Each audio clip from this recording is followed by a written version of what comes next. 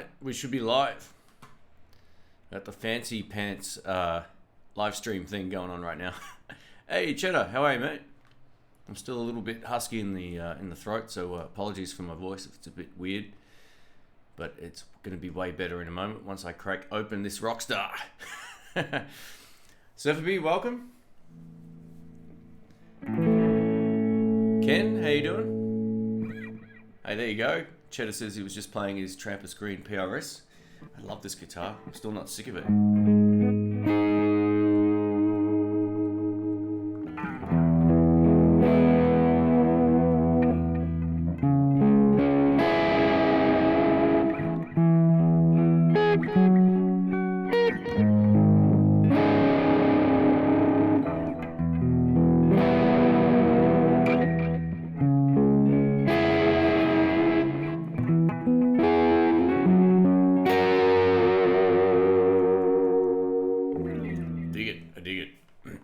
Straight hippie, welcome. Landon, how you doing? Dave the Hare. So I unleashed a nerd the other day. So what I planned on doing was maybe doing like a live Q&A for an hour or something like that, maybe once every other week up until Christmas. And I always I'm starting to miss a lot more questions on my videos, so I figured this might be a good thing. But check this out. This is the first time you're about to see this, so hopefully this works. Let's give this a go. How about this? So I can switch. I've created all of these scenes, and we can kind of, anytime anyone posts something obscene in the comments, it will then be saved for eternity. How cool is that? So there's a few other little tricks up my sleeve here with this, but I figured I'd change it up a little bit, make the Q&As a little bit more interesting, and if we need to search for something online, I can share a browser window with you and all that kind of stuff as well. So it's pretty cool. Sonia, welcome. Doug, how you doing? Is that the CE? It's the SE. Where's my camera? Here. This is the one made in Korea. And it is a monster. This is my favorite gigging guitar right now, tone-wise and playability-wise. I've got others that I love as well, but just does everything. You can get away with no buzz, or you can play single coils or whatever.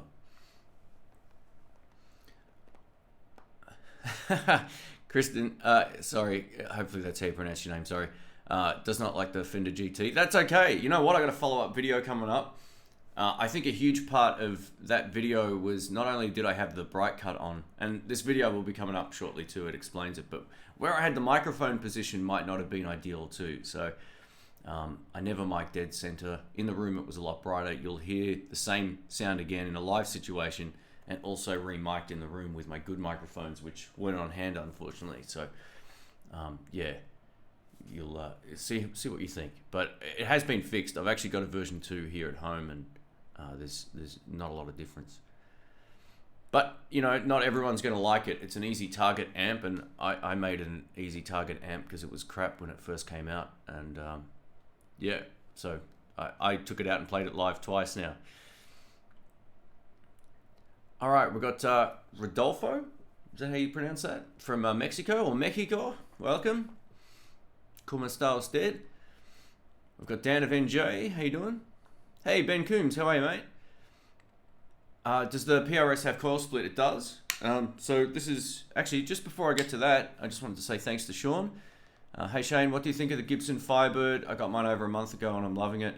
Plus, what do I think of Lynyrd Skynyrd? I love Lynyrd Skynyrd. I think they're a great band, man. Just great guitar parts, great songs. What can I tell you? Just a good band. Absolutely. Good live shows and all that. I haven't seen them live, but just from what I've seen, they were a great band. In terms of the Firebird, you know what? That's one guitar. I only think I've played an Epiphone one before in a lefty. I think they're great guitars. There's a lot of great players that use them. I've never played one, but if you like the look and the feel and I'm assuming you've got mini humbuckers in yours as well, then yeah, mini humbuckers are great pickups. So yeah, very cool. Thanks for the super chat too, man. I appreciate that. So in terms of the coil split, Dave, yeah, it has the tone pot is the one that you can pull in and out here. I'll go both pickups, you'll hear it.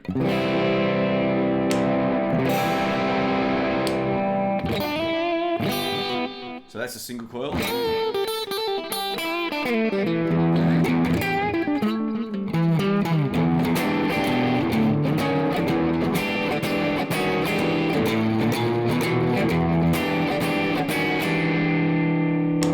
back to humbucker. Oh.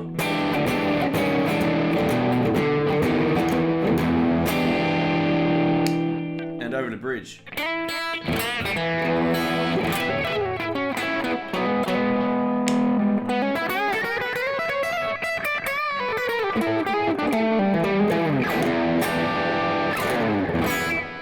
Yeah, so it works pretty well. Look, the single coil tones are maybe a little bit brighter than I would like normally, so just be aware of that. It is a bright split coil kind of sound, but overall it's pretty sweet.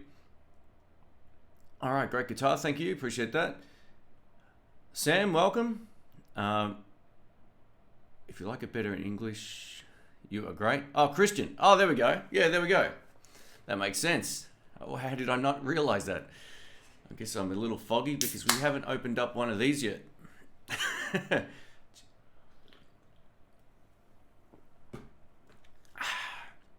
So I don't drink a lot of caffeine, by the way. So oh, I should say coffee, not caffeine. What am I talking about? You're sounding much better, Shane. Thanks, mate. I appreciate that. Yeah, my voice is pretty much back to normal. I'm a little bit husky, but it could just be that I haven't really spoken much this morning. Paul says, did I ever catch up with Rick Beto at GigCon? He's a mountain of knowledge and seems to be a good bloke as well. I had a quick chat to him. I think he was more interested in maybe working with the guys that had a lot more subscribers than me. And maybe not too. Like, maybe I just... The funny thing is, by the time you start to get to know some of these people as well, the thing's over. So you kind of work with the guys that maybe... let me know if my voice is clipping too. So I had a chat to him a few times, but we didn't really... I don't think he knew who I was, and... like I obviously knew who he was, but I didn't know if we could make a video that would have some sort of, common ground. So he's a wealth of knowledge with what he does. There's no doubt about it. Obviously my channel's quite different to his, but yeah. Let's check this out. But yeah, it seemed like a nice enough dude. I just haven't. We didn't do anything together, so. All right, so Beachside Tech says, hey Shane, took a gamble and got the GT200. Well, let me know how it goes. Like my friend Rick upgraded his amp the other day and he said it made a huge difference too to his sound. He had his since released, like when I bought my original one. So yeah, he said the twin in the Klon is a really good setting for that.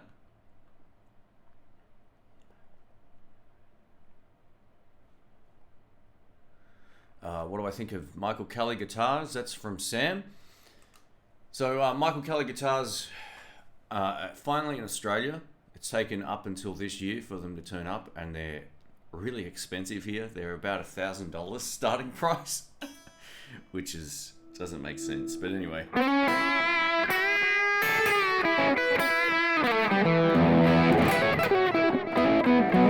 So in terms of like, are they good value for money if you're paying like what you would say overseas for them? Probably. They look like really nice guitars. They look very similar to sort of like the Harley Benton guitars in terms of how they're made or whatever. Their tops are probably slightly nicer.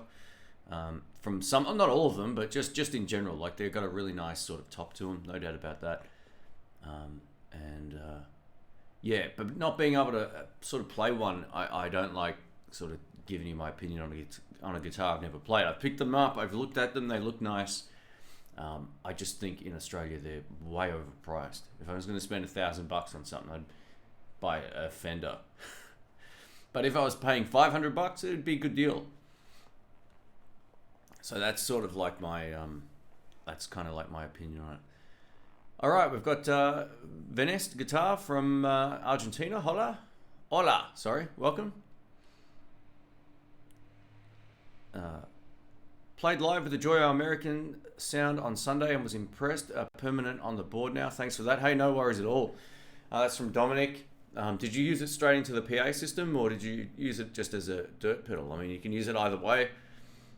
It's a great pedal for that. For both, you can kind of get away with it as an overdrive, or you can get away with it as an actual straight to PA pedal, which is how I normally use it when I use it. So it's pretty cool. Actually, I think if we're ever in a situation like what we were in Germany, where there's lots of people in a room, I'm going to take a couple of those Joyos and just go direct to the computer, record some extra videos that way, because they're pretty cool. All right, just switch back over here. Hey Shane, having to become 1 or 2 guitar guy, nothing heavy, budget no more than 1,000. Is that pounds? I guess, is it? I always get euros and pounds. I think that's pounds. Having to become a 1 or 2 guitar guy, nothing heavy. I mean, these are great guitars. This isn't heavy. I wouldn't consider this a heavy guitar compared to like a Les Paul or some Les Pauls. These are really cool. So yeah, PRSSEs are, you know, I reckon one of the best value for money guitars out there. I also, this is going to sound probably a bit fake, but it's true. These are made in the same factory as well. These are kind of like Reverend guitars in terms of their build quality. I don't know if you know Reverend guitars. Check out Pure Salem guitars. This is pretty wild. They got some unique sort of guitars as well. Although weight-wise, it's probably a little bit too heavy. So, it's similar. It's maybe a little bit heavier than this, but you can go for like a classic vibe from Fender, from Squier. They make some good stuff as well. The classic vibe Strats and Tallys are awesome. There's plenty of really good cheap guitars out there now. And I mean, we were just talking about, you know, other guitars. Like some of the Harley Benton guitars really surprised me. I was pretty shocked how great they were. So, all right. How do I find the DSL-40 CR in 20 watt mode versus 40 watt mode? 20 watt mode's only good for the house. 40 watt mode is good for the gig. I've tried the gigging in 20 watt mode. It loses all of its edge.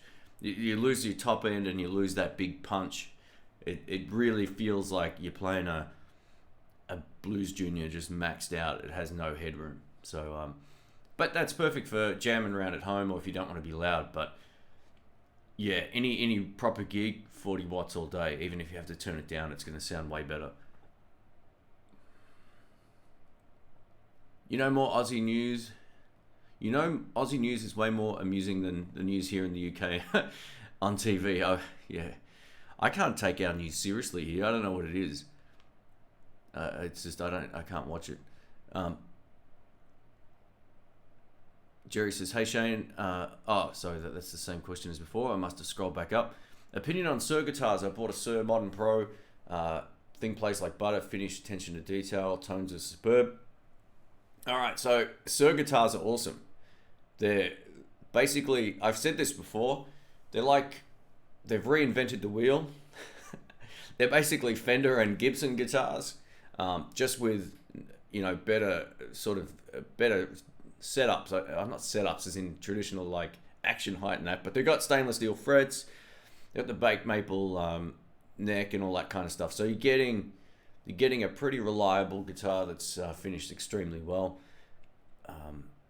That's what I don't get. Like when PRS released the Silver Sky, I get it. It's a Strat, but Sir have been doing that for years. So it's one of those things that I'm a big believer in. If you play it and you like it, it's the right guitar.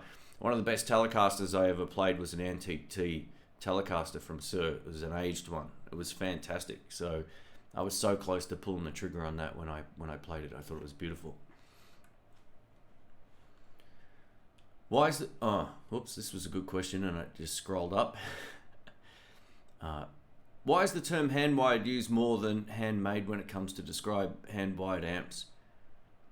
Alright, so there's a couple of different ways people can hand-make stuff. I think point-to-point is one term where everything's made the old school way.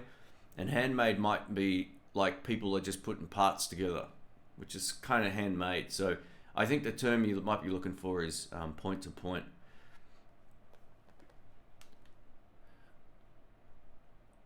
Old guy says, "Hey, from the east coast of the USA, how did you get invited to GitCon and are you going back again next year?"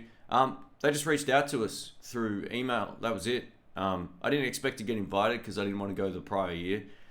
But it was nice of them to invite me anyway, and I said, I'd be happy to go if I could get Rick to come as well. Otherwise, he's been a big part of the channel for years, and that was pretty much my only question back at them, and they said, yeah, no worries. So I substituted my business class flight for an economy one, and we both went.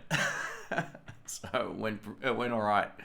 Would I go again next year? I probably would if it was on, but I'm not sure at the moment whether or not it's going to be on again. I'm not too sure. Any reaction from Fender from the new GT review? Yeah, look, they emailed me and they said they liked the sound of it. I said, look, I'm not overly happy with my recording of that particular amplifier. It sounded darker on the recording than it did in the room.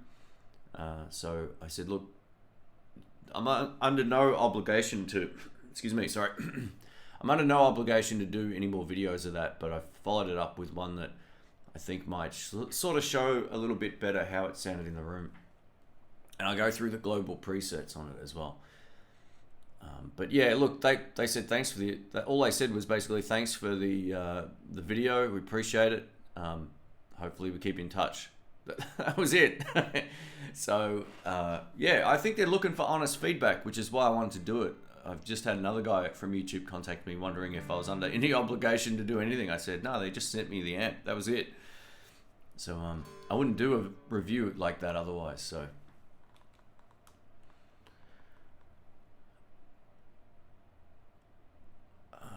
Christian says, look, I think it says, I own both a cheap Suzuki guitar ST Strat-like. What do you think about the guitar? Because I found one on their website in Australia. It's cheap but good.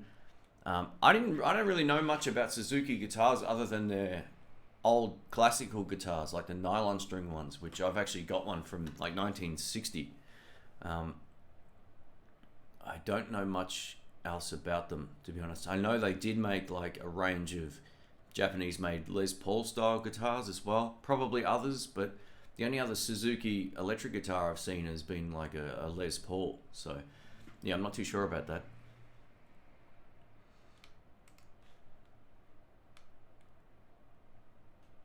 A cool red guitar, thank you. What's up from Allentown, Pennsylvania? Dennis says, hi Shane, great channel. Do you still have the Tokai SG? I don't have it, no. I never ended up feeling at home on it. There's something about having the extra reach, like all the way up, it kept throwing me out. So it was almost like if I'd go to play an A, and I'd be playing like a C sharp. I had to sort of reach further this way. I also didn't like the fact that it wasn't balanced properly. It wasn't bad, but it wasn't perfect. So if you let go of the guitar, it wants to just fall. It was always neck heavy. And that's something that put me off playing it live, especially. I just couldn't get comfortable on it. For whatever reason, I just kept always questioning where I was on the fretboard.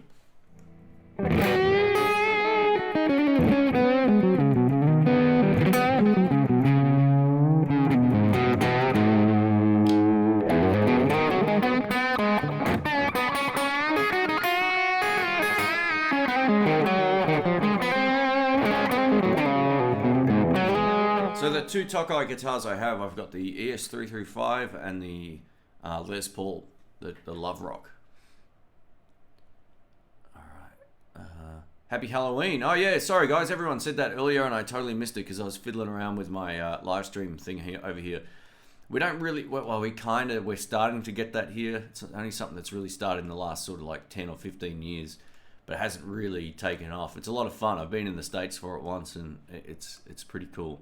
It's just good fun for the kids. And I love horror stuff too, so for me it's awesome. But Australians are a bit more reserved. They don't quite understand it yet. Maybe in about 2 more generations we'll be on track with it. My dad's 76 Les Paul with the mini humbuckers is a gold top. You would love it. Oh, that's from Brinkwolf. Awesome stuff. Can't go wrong with gold top and mini humbuckers. That's a great combination right there. What pedals under 100 pounds would you recommend for blues rock pedalboard? I don't think you can go wrong. Look, I don't know how that translates into Australian or US dollars or whatever, but you can't really go wrong. If you were to get something like any Ibanez Tube Screamer or a Maxon Overdrive Pro or something like that, or an Overdrive 808, you can't really go wrong with those. They're the classics for the reason. You know, I reckon you can almost get around almost any gig with a couple of Tube Screamers. You just don't really need much else.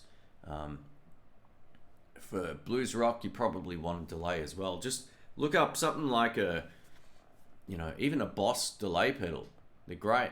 There's nothing wrong with those.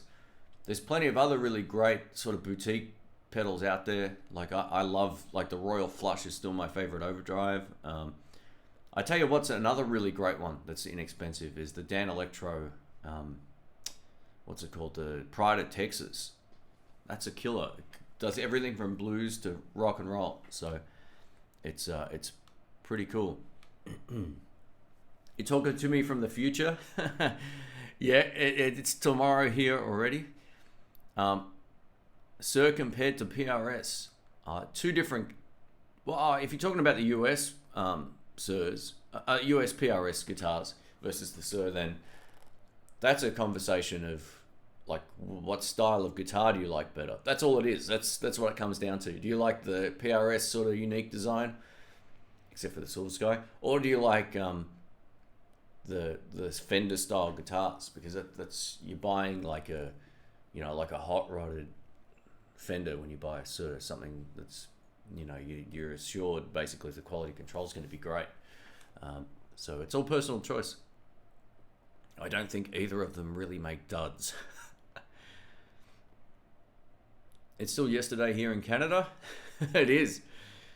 Sam retracted 4 messages. I missed them all. Do I like a 9.25 radius compound or a neck like the Fender Elite? So for me, it's just all about feel. Like this particular guitar isn't something I would normally go for, ever. It's just not really like a profile that, not only is the neck shape probably thinner than I would like to play, but I think it's a flatter radius as well. But it plays great, and that's the thing. Like I don't get too sucked into specs. The only spec I really get sucked into is how big are the frets. If they're vintage frets, I generally won't buy the guitar. Hey, Quentin, how are you, man? And we've got Steve. Welcome, mate. How you going? Am I ever going to review the Marshall Origin heads at all? Probably not. No, I don't think so. I did some of their combos, and I don't see the benefit in really going. I think the heads would be a better option. Like if you were to buy one, buy the head, because you can pair it with a much better speaker box. I've said that before, but I totally believe that the heads would be the way to go if you're going to buy one. But no, I'm not gonna go back through them.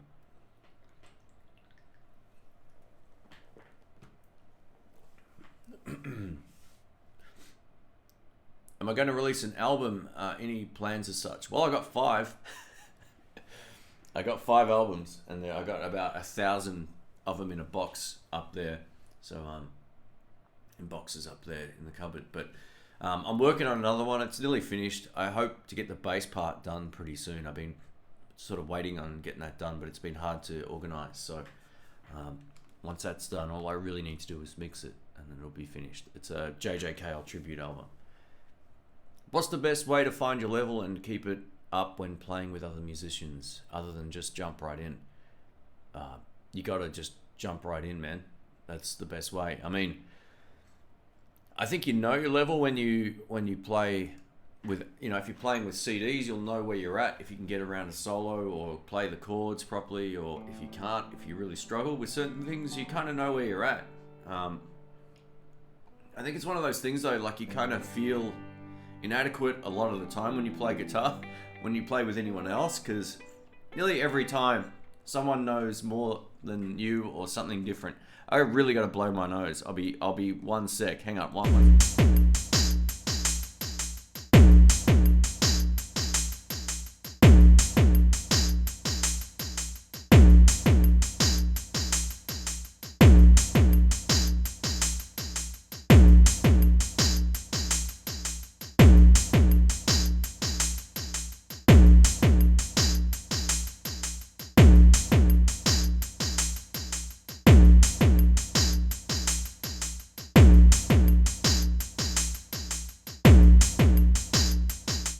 All right, sorry about that. All right, that's much better. I feel like a new man. So yeah, just you kind of know where you're at just by listening to albums, listening to other people play. If you go see gigs, it kind of puts it into some sort of perspective. But playing live will make you a better player. Playing at home won't. You can improve at home, but that doesn't always translate to in the real world when you're playing with imperfect music in a live situation. So it's more about like just getting in there and doing it, especially going to the blues jams. It's a really cool thing. Hi from Scotland. Any tips for spraying the pots on an old PV Studio Pro? Mine are getting scratchy. Wonder if you've done it before. Yeah, I've done it before. Absolutely. So, what amp did I do recently? I think I did the Silver Stripe Studio Pro that I sold Brian. There's a couple of ways you can do it. A lot of people will say you got to kind of take the head out and spray them from the back. I didn't. I just took the knobs off, laid it on the ground. Do it outside too if you have to, just because of the fumes, and just let it sort of run in from the front. It will work that way as well. It's maybe not the most ideal way of doing it, but it will definitely work.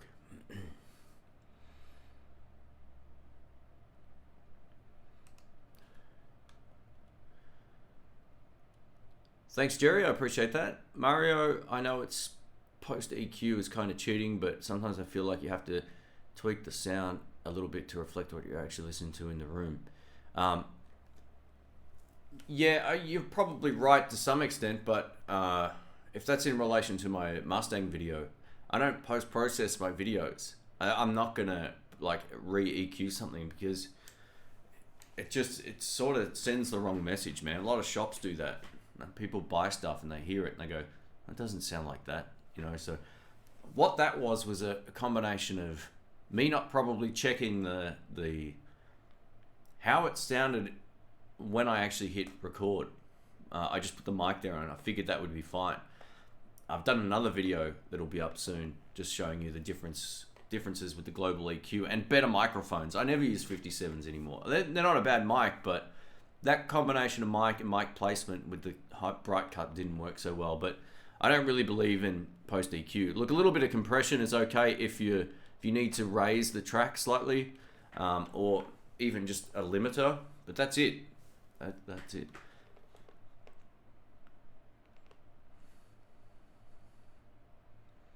Will I be doing any more Marshall DSL 40CR videos? I don't think so. Like, I've done not only reviews of it, but I've done live videos with it as well. What else? I'm not too sure, but it's a great amp. It's featured in a lot of other videos, like pedal demos and all that kind of stuff as well. Can you get passes to NAMM by having a music-related YouTube channel? Yeah, you can, but they don't fly you out there, so it sucks.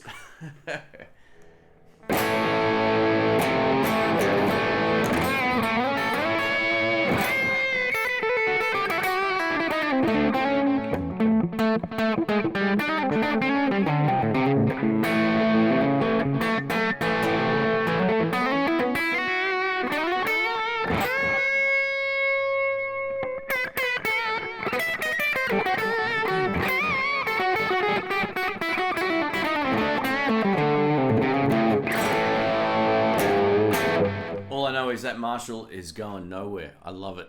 It's just a great amp. It's my favorite plug and play amp, you know, that I got in terms of the valve stuff. It's awesome. I have an out-of-the-box question about guitar playing. Well, feel free to ask it. Did I get a new Tokai? No, I didn't. I don't know how that rumor started, but no, I didn't buy another guitar. So that one behind me is a pure Salem guitar. You'll see that coming up on a video pretty soon. Sometimes I like the 57 to cut the tops off the Marshall. Yeah, I find like it's a 57s have always had this sort of voicing to them, which makes them great for like really loud instruments and certain types of sound. Like you can use a 57 in a way that you can clearly tell it's a 57. It's got this nasality to it, which is kind of cool. But I couldn't use my Rode M3s when I shot that video, so I was like, you know what? I'll run a 57 because I've got it and there it is. This is not the best. Not the best for how I would normally mic up an amp these days. So you'll notice a bit of a difference hopefully with the next video I've got coming up. Jeff from North Carolina, welcome. Ed from Ohio. Sometimes I like, that's one of my favorite condenser microphones. So for voice or singing, either a Rode NT1 or an NT2A. I like both of those the best. I'm using an Audio-Technica microphone for the live stream here. The main reason is the other two are mounted on my desks now, so I've got them on a stand, and to take them off is kind of awkward. But the Audio-Technica stuff's not too bad. I just find they're a little bit sizzly, a little too sizzly on the top end, and just not as big sounding as the Rode mics. They're not bad at all. Like, they're good quality mics, but I'm a big Rode fan. Like, in terms of condenser microphones for electric guitar, this is what I use on all of them. This is the Rode M3. I've got two of these. When I first put this in front of an amplifier, I was recording a friend of mine's band, little trio, and it was I never actually used it on a guitar amp before up until that point, and I went, I'm never using another microphone. Like, I just love these things. I think they're great, and I paid for all of my mics as well, except for one. But yeah, all of them were mics I've had in my collection for years. They're great. 6 thumbs up. What's going on? We had we've got 118 people here, guys. Come on. If I answered your question, give the video the thumbs up. If I didn't, I'll get around to it. So feel free.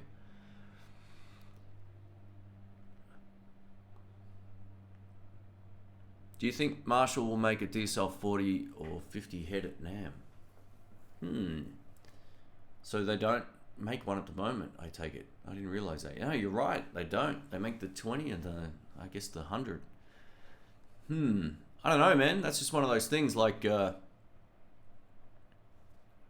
I don't know. I don't know if they've ever made a 40 head. That's really interesting.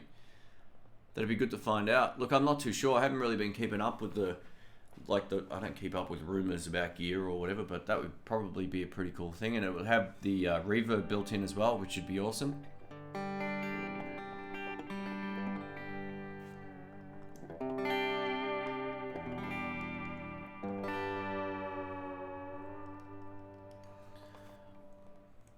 During your reviews, you play some things I refer to as your signature licks. I'm sure you know. Yeah, I know. Have you considered creating tabs? I'm not going to do tabs because I've never really written them out, but I do plan on doing some lick sort of library things coming up as well.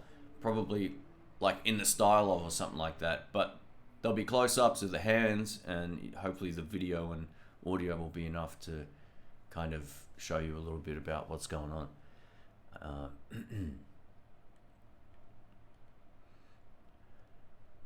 I see the Behringer amp in the background. I have the V22 Infinium. I'm curious where on the amp sound spectrum does that sit, and what's your honest thoughts on the amps? All right, so I kept that. I paid for that. That's the one that all my amps back there I paid for. So actually one of them is not mine, which is this one right here. But all of the others are, well, except for the Fender Mustang. But anyway, like the new one. But out of all of these ones, like the Behringer's one that I purchased just as a home practice amp, and it's pretty cool, and I kept it. Like, I didn't want to sell it. What I like about it, it goes from 5 watts to 1 watt to 0.1 watts. So it's a perfect little home amp.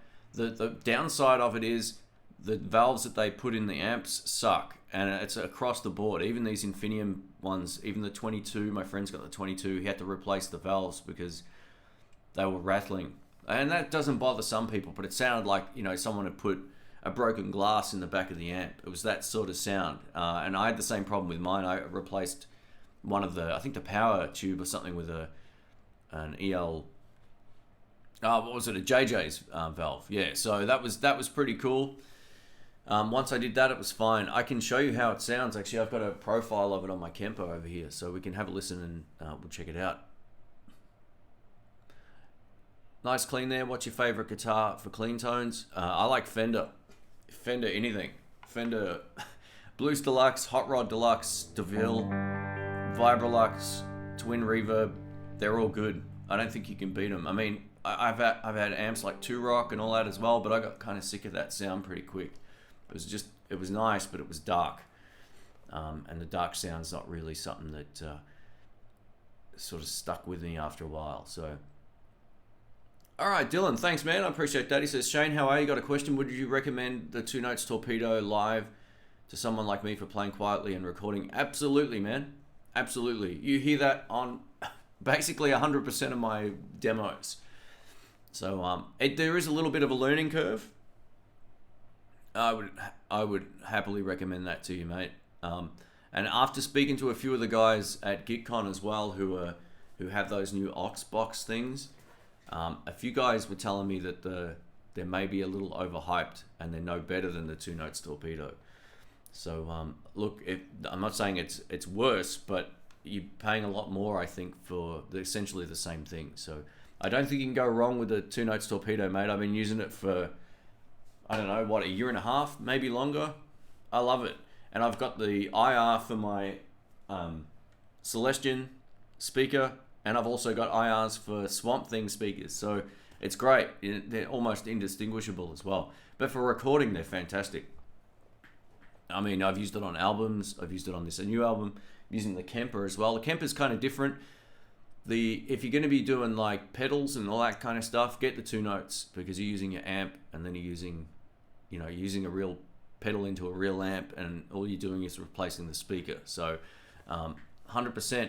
I'll tell you a quick tip that took me about 6 months to work out. On the right of the actual, when you load up the software, there's an EQ on the right, and it's kind of like a matching EQ in a way. It kind of makes it sound more like the speaker would in the room, or how you would hear it if you weren't going through the 2 Notes. It's not like it's adding anything to the recording. It's just kind of like, it kind of does, but it's more like setting it so it sounds the same. So fiddle with that EQ. I left it off for years, and then I found out if I just notched the high frequency up just a hair, I was like, hey, that's the sound. So yeah, sometimes it's all about where you put the mic in that virtual space as well, what mic you use. But after about a couple of days, you'll be like, man, this thing's the best. It really is good. So yeah, I can highly recommend it. Any thoughts on the bare knuckle pickups? I'm thinking of getting a set and they're single coil pickups. Mother's Milk. Look, I haven't used bare knuckle pickups at all. I think I've heard of them, but yeah, I don't know much about them, unfortunately. Sorry, guys. So thanks again, Dylan. I appreciate that, man. All right. Sonia says, do I ever recommend an amplifier with a USB output?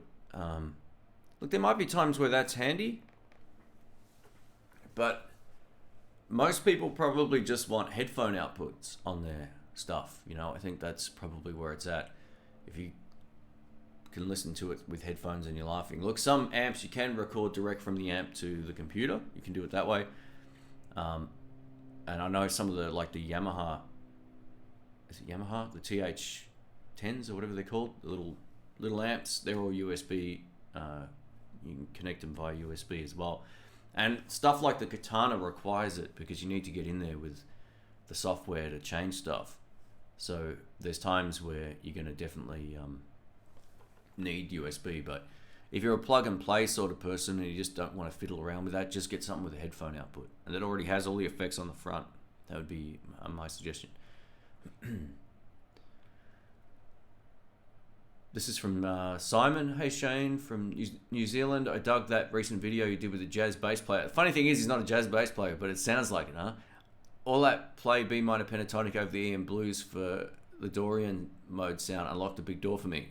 Same. So if anyone hasn't seen that, basically the theory is if you're playing like an E minor, you can play over E minor. Or if you're playing it over E minor, you can play over B minor.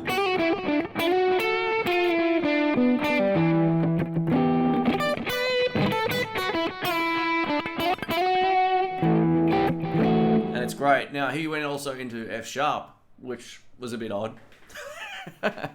But he knows how to make that work, and I'm not there yet. But those, it's funny because I've dabbled with that in the past, and I didn't realize I was doing it. A lot of the extended pentatonic scales cross over a lot of those scales, so I never really looked at it like that. But if you haven't seen it, it's just like Jamie teaches Shane something easy or something. So check out that video. It's really helpful. It will unlock a door that has never been unlocked in most people's brain, including myself. He was a great teacher, a phenomenal guitar player, just an absolute dude. So I can highly recommend checking that out. If an amp maker asked what you wanted in a signature amp, what price point would it be? Oh, I don't know, man. It's kind of like to get... I don't think any amp I would have would be that complicated. It'd probably be a one-channel amp with a boost. That would probably be it.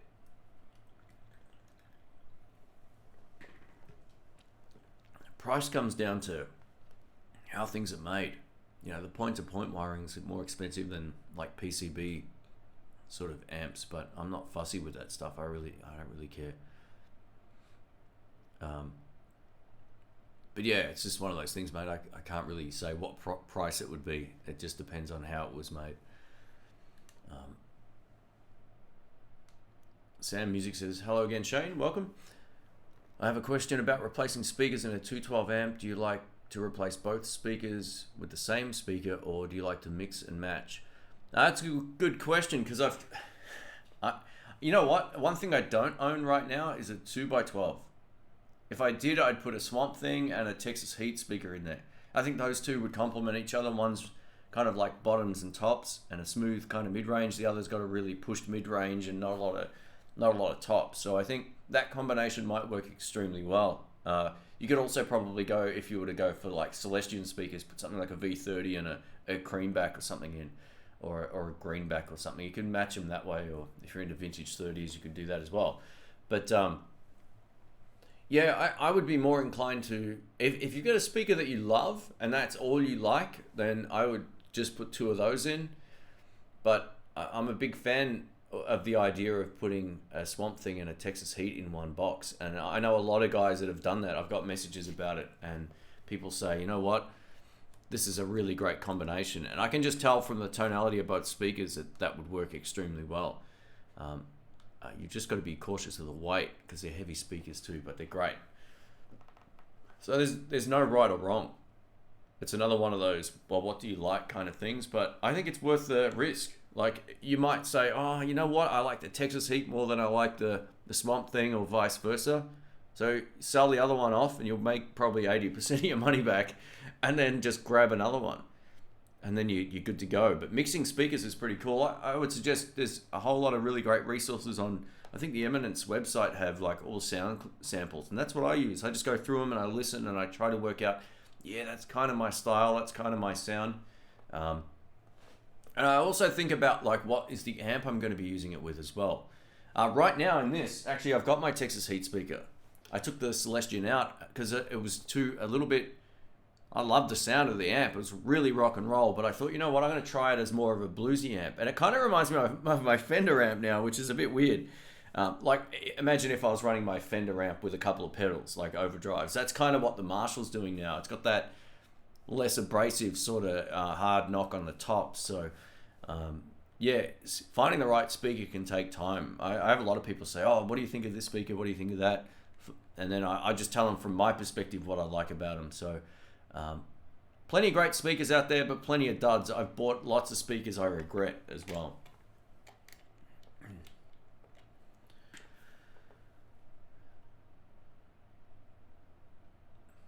Let me just go down here.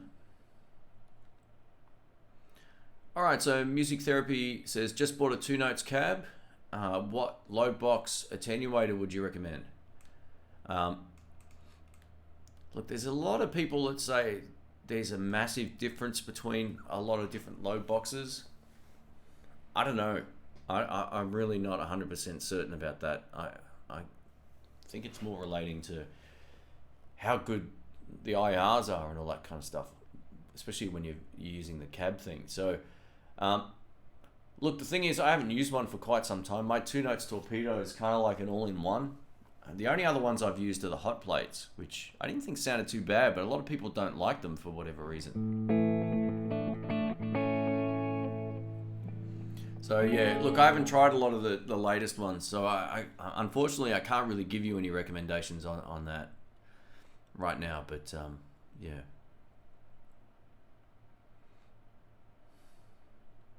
So the load, yeah, I've just got another question regarding the load box.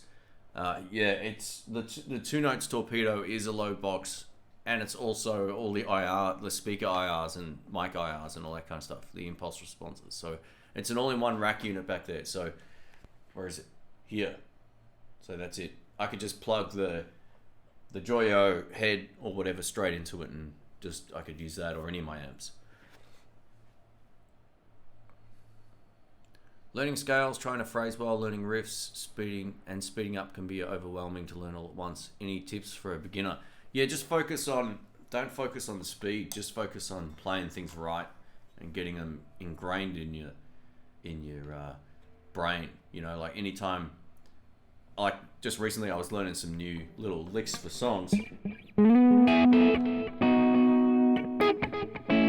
I just do that until I got it right, you know, and it's a really simple little song, but it's kind of like you just do it until it's stuck in your head. I remember when I learnt that first jazz lick. It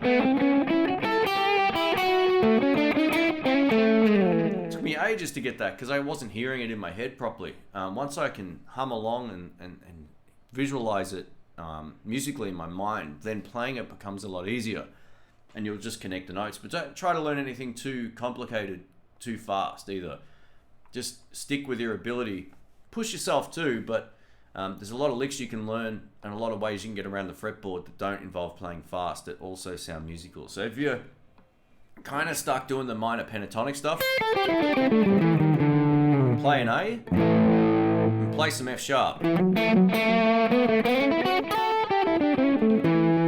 And you'll find it just will open up maybe some ideas musically that you didn't hear before, especially if it's over a dominant, like like a normal A or a seventh or something.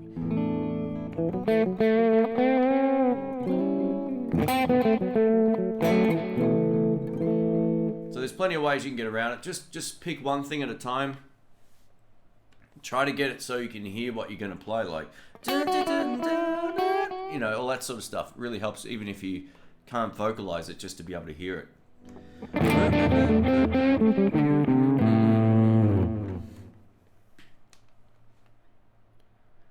Thanks, Clive. Thanks for hanging out, mate. I appreciate that. My next purchase will be the Katana head. Cool. Katanas are hugely popular amps, no doubt about it. They're loud, they're light, they do things really well. What pickups would I recommend for a Gilmour sound? What does he play? Look, I think a lot of trying to really nail those this is the thing, right? When you hear these guys play on albums or live, you're hearing it like a mastered production, right? You're not just hearing his guitar sound. So trying to chase a sound from someone like that is a good inspiration or whatever, but you're never really going to nail it because you're hearing not only his guitar and his amp, but you're hearing the mic, you're hearing it processed, you're hearing it compressed, you're hearing it on an album, you're hearing it on a YouTube video, whatever the case may be. So it's going to be hard to really nail it. But back in the day, I think even some of his early stuff, he was playing P90s, and then some of that stuff was straight into the desk as well, which is kind of crazy.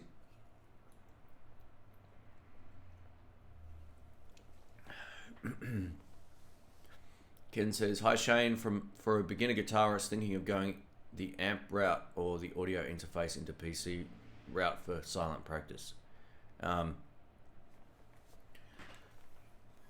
Yeah, look, an amp will give you immediate results. The thing with computers is amps can fail, but computers can, freeze, or you can have software problems, or any number of things can go wrong when it comes to a computer. Not to say that an amp can't go bad either, but I would say get a small practice amp. You can get a lot more sounds out of some of those things, like TH3, which is great. I got to play Steve from Boston's one recently, and it was awesome. But yeah, it was one of those things where you got to have a lot of setup to get it to work, right? It's not as simple as everyone may think it is to get it going, and then to record with it might be more complicated. So EMG noiseless, there we go. There's the answer.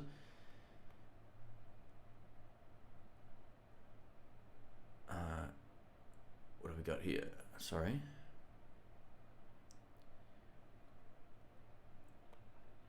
Any experience with Tone City pedals? Yeah, I was the first in the world to put videos up, so I've done them all except for anything that came out in the last probably 2 years. They make good stuff, they're just a pain in the ass to deal with. Yeah, they kind of screwed me over. But anyway, it's all good. Great pedals for their price. They're hard to beat. All right, Sonia says, please give Shane a big thumbs up. Thanks for that. I appreciate that. We've got about 9 minutes left, so if anyone has any more questions, feel free to ask. Have I ever used an Eminence governor? Getting a 2x12 this Saturday with a Swamp Thing and a governor. Cool, man. Really getting it for the cab and the Swamp Thing, but curious on your thoughts. That should work pretty well. I've never owned a governor myself, but I hear good things about them.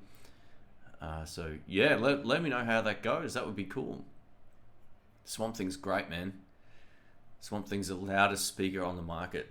The loudest. It's got the most clean headroom, and this is why you buy it. This is why you change your speaker, right? And I always say some of these Fender amps sound good at low volumes, but once you crank them up, you're hearing a lot of speaker distortion even before the valve distortion. When you put something like a Swamp Thing in there, you're getting way more clean headroom, and it's not going to distort until you get it up like at 103 decibels or something or more. So those oh no, it's way more than that actually. Those Swamp Thing speakers are brutally loud and clean, and if you like that kind of thing, that's why you upgrade your speaker. The hardest thing is balancing your enthusiasm and your patience. Yeah, in terms of learning, yeah, I would. Yeah, you're right. That's actually a really good comment, because I know there's times where I want to learn something and I'm just getting frustrated because I'm like, oh, I want to get this done, and the next day I'm struggling again. I'm like, all right, just go over it a million times until you get it, under your fingers. So what do y'all think of the new little live chat box thing and the different camera angles? I know we haven't done the web browser feature yet, but maybe I'll show you that quickly before we go.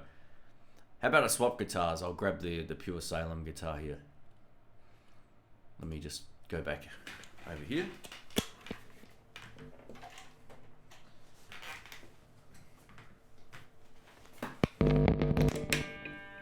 I really dig this. The bridge pickup is just...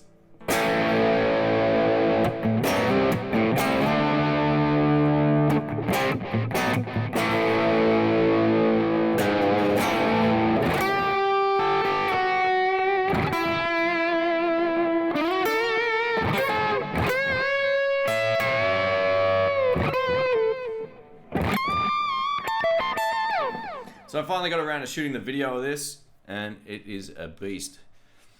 The neck pickups, I mentioned this in the video too, the neck pickup's pretty mellow. Still pretty nice, but it's the bridge is where it's at. Am I going to review the Katana 50 at some point? Look, I don't know, man. I'm not too sure. I'm not really borrowing stuff from Sky anymore, so I haven't for probably like 2 or 3 months now. I still have access to some stuff, but it's just whatever I can get my hands on again right now too. I'm lucky. I'm being lucky enough to get a whole lot of stuff turning up at the house. So, and some of it's going to be different. I'm getting some speaker boxes, some really cool digital things. I won't give it all away right now, but I'm getting some stuff from France and Europe as well. So, and stuff like this, which is cool. But if I get a chance to get my hands on a Katana 50, I will. As of right now, I don't know if any of my friends have a 50. I think my friend Rob had the 100, which is the one that I did the review on. So, Yeah. Let's see if this works. I'm keen to check this out. I haven't used this yet. Oh, it shrunk. I almost got it right. How about that? I think what happened was I need to move this back over here. Yeah, there we go. It's still smaller than it should be. I've moved over to a smaller monitor, and it shrunk the size of the box. But I'll get this right for the next time we do it. But yeah, I'm trying to get the live stream a little bit more interesting to look at, other than just the one view. All right, so we've got a couple of minutes left. Chat window is nice for using tablets and phones. Yeah, oh, there you go. Yeah, absolutely. So I forgot about that. If you're on a phone, the live chat is kind of awful. So yeah, I'll leave it up from time to time. Yeah, I don't usually talk much if I'm on a phone and I'm watching a live stream. I just find it awkward. So I usually watch them or have them on in the background on a computer.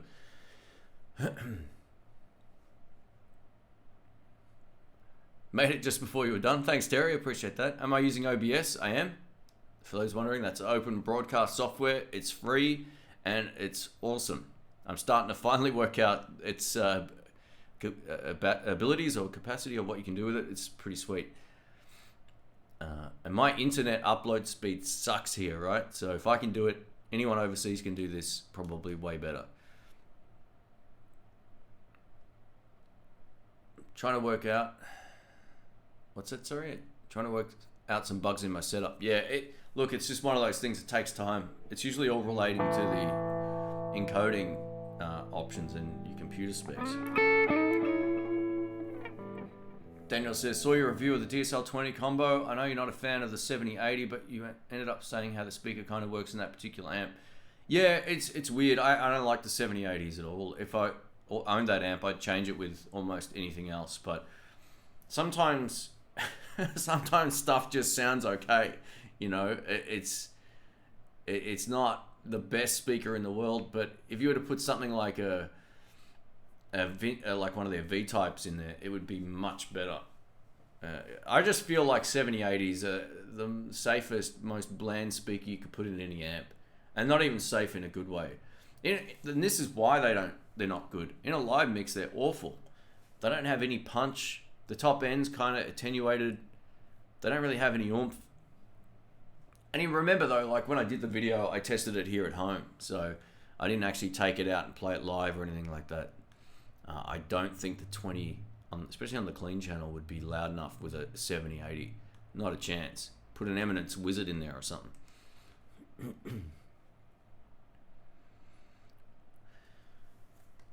Terry says, OBS can be a pain, but it's the best free and flexible streaming software out there. It's great. I don't find it problematic at all. Once I get my setup working, you just hit go, and that's it.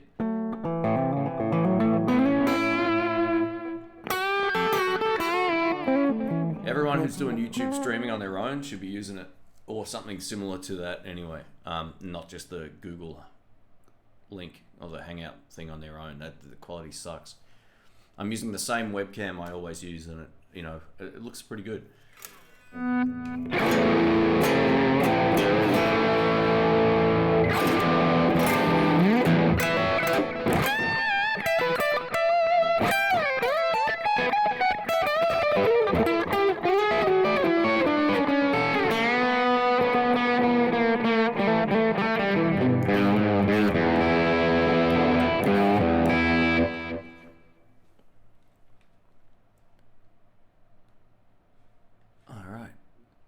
Well, guys, we hit the hour mark, so yeah, thanks for hanging out. If anyone has any last questions, let us know, but I think we're pretty much good to go. Hey Shane, how far is Rick's new Axe demo? So he hasn't received it yet. He's still waiting on his guitar to turn up. So once it turns up, we'll get a video done pretty quick. He bought the dual P90 Framus. It's like a SG with a thicker body, so it's a great guitar. He's waiting on it to turn up. He's waiting for it to ship. It still hasn't shipped for whatever reason. I think the sideys thing was being a bit of a pain. So I know they're getting rid of that, but it's one of those things where it just takes some time to get all the paperwork done. So whenever he has it, we'll do a video. There's some other guitars turning up pretty soon too, so stay tuned. We've got a couple of things coming in for some videos, and hopefully coming up to Christmas I'll have, I guess, three or four videos going up most weeks, all being well. Maybe not, we'll see how we go. But yeah, thanks for hanging out. I hopefully answered your question. If you enjoyed the live stream, please give it a thumbs up. If you didn't, let me know why in the comments, and we'll give it 2 thumbs down. That always works as well. I reckon by the next time we do one of these, my voice will be back to normal and I won't need tissue breaks midstream. So anyway, guys, have a good day, have a good night, and we'll catch you soon. See ya.